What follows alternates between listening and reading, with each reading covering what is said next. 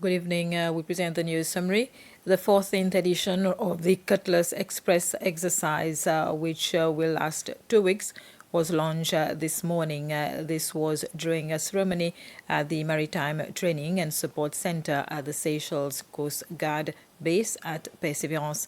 President Wivel Ramkalawan, Vice President Ahmed Afif, several ministers, along with senior officers from the United States Military Congressional Staff and delegates from Washington, D.C., the U.S. Ambassador to Seychelles, and some members of the diplomatic corps attended the ceremony. Military personnel from numerous countries and organizations in the region are participating in Cutlass Express 2024.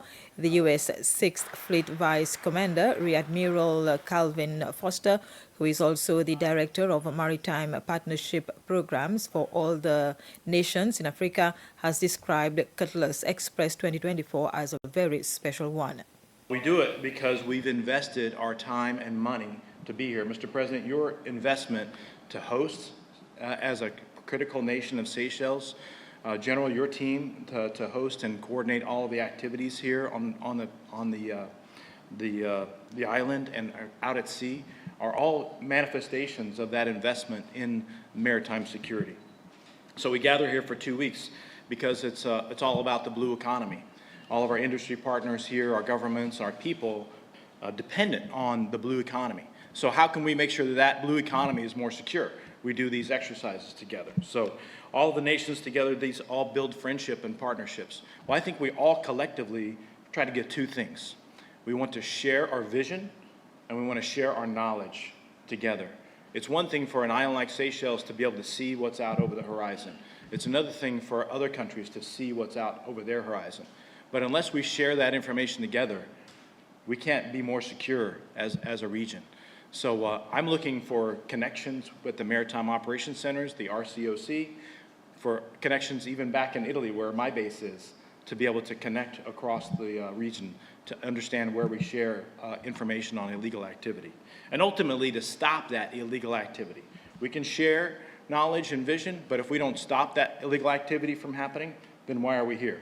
So Cutlass Express specifically gets after all of those problems and challenges.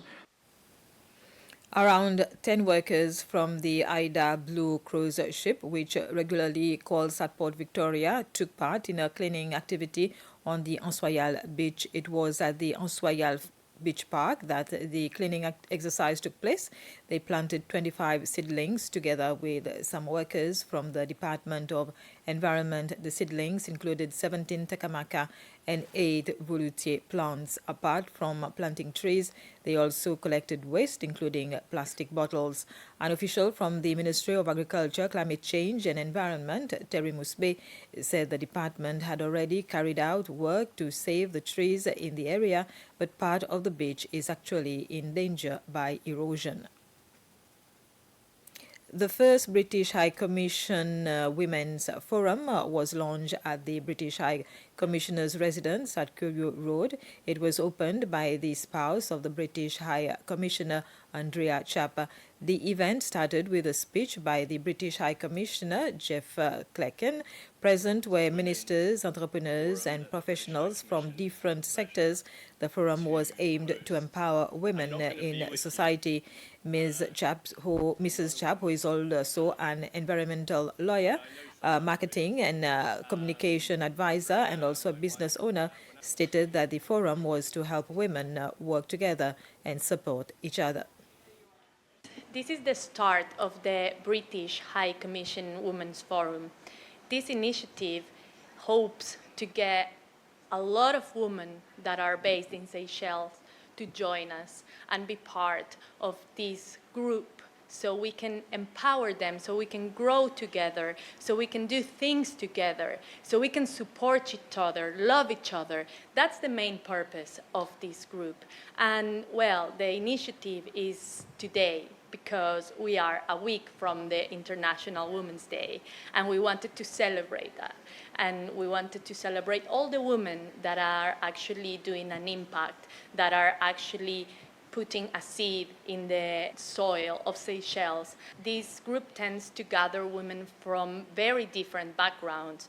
We're targeting from entrepreneurs to very top positions in the workplace, but that doesn't mean that is just focused on one group.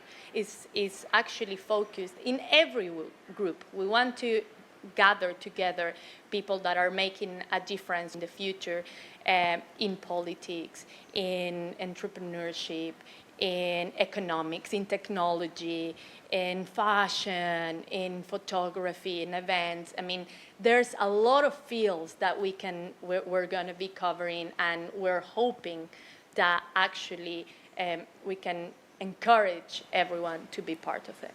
It's going to be a teamwork. The Seychelles Investment Board SIB will be celebrating their 20th anniversary on the 1st of July.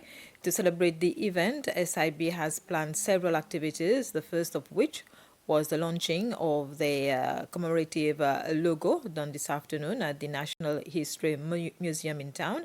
The CEO of SIB, Anne Rosette, said that throughout the year there will be several activities planned with all relevant stakeholders. It will follow up with other activities, obviously engaging with the private sector, also engaging with our partners and other stakeholders of the different ministries and MDAs that we normally deal with and referral agencies, and also to ensure that we have a sustained amount of activities going throughout the year. As you know, SIB is already involved in a lot of projects. A lot of that is happening. We're promoting what we call the SDG map this year, which is the investor map that has targeted the activities and the sectors that government wants to encourage development and investment in. So we're continuing with that. We are involved also in the districts, so there will be activities with the districts as well, and a lot more to come. And this was the news summary. Thank you for your attention.